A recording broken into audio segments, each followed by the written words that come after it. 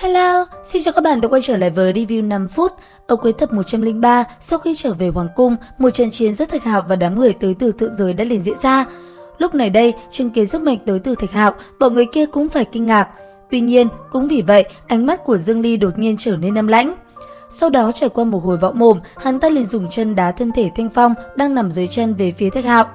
Chứng kiến chuyện này, Thạch Hạo vô cùng bực tức. Bởi vậy, anh ấy đã ngay lập tức lao về phía ba tên kia động thủ. Thế nhưng đáp lại, trên tay Dương Ly, chỉ một luồng ánh sáng âm dương bắn ra đã liền chấm bay Thạch Hạo ra khỏi Hoàng cung Thạch Quốc.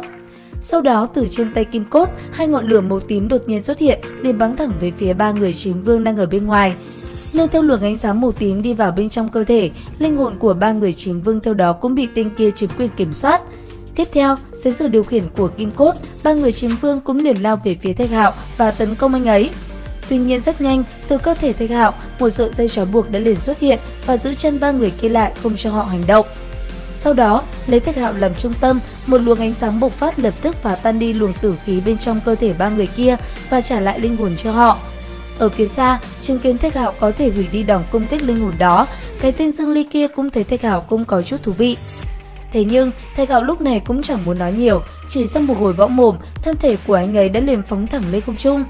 Sau đó, đứng ở trước tường thành, nhìn về ba tên kia, Thạch Hạo cũng liền buông những lời lẽ khiêu khích bọn chúng.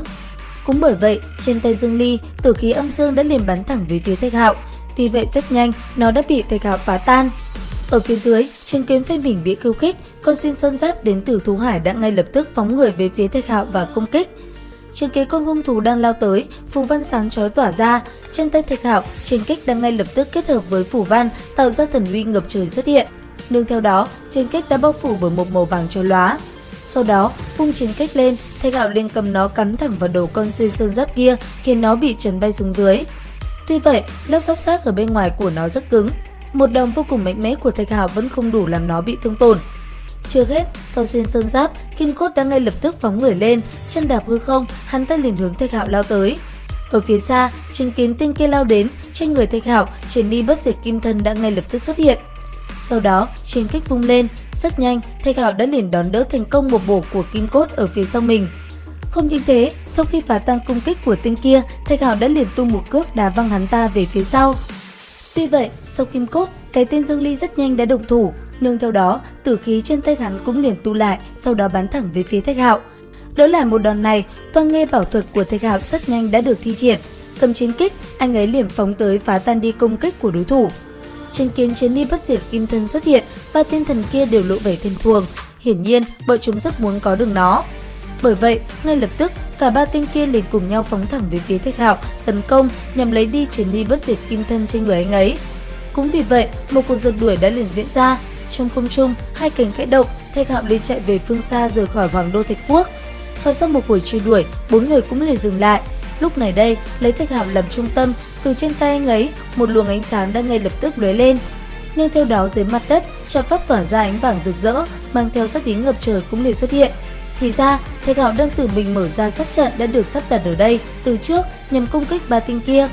Tuy vậy, khi sát trận được khai mở, ba tên kia đã rất nhanh lùi lại và tránh đi toàn bộ công kích tới từ trận pháp của Thạch Hạo. Chứng kiến công kích tới từ trận pháp bị ba tên kia hóa giải, Thạch Hạo thở dài.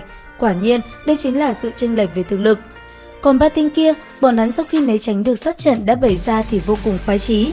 Lúc này, bọn chúng đã hung hăng hơn. Ngay lập tức, bọn họ liền phóng người tiếp tục đuổi theo Thạch Hạo, hòng bắt lấy anh ấy. Tuy nhiên, sau khi Thạch Hạo đi tới một cái tế đàn nhỏ, anh ấy rất nhanh đã mở ra thông đạo dẫn tới Bắc Hải. Lúc này, chạy trốn đến đây, anh ấy rất hy vọng sẽ tìm được thiên hoàn đại kích của Côn Bằng để chiến đấu với ba tên kia. Tuy vậy, tìm rất lâu, anh ấy vẫn không thấy gì. Chẳng những vậy, anh ấy còn bị ba tên kia truy đuổi phía sau hết sức sát sao. Đến đây thì hết tập 104 Thế giới hoàn mỹ. Xin chào và hẹn gặp lại các bạn ở các video tiếp theo.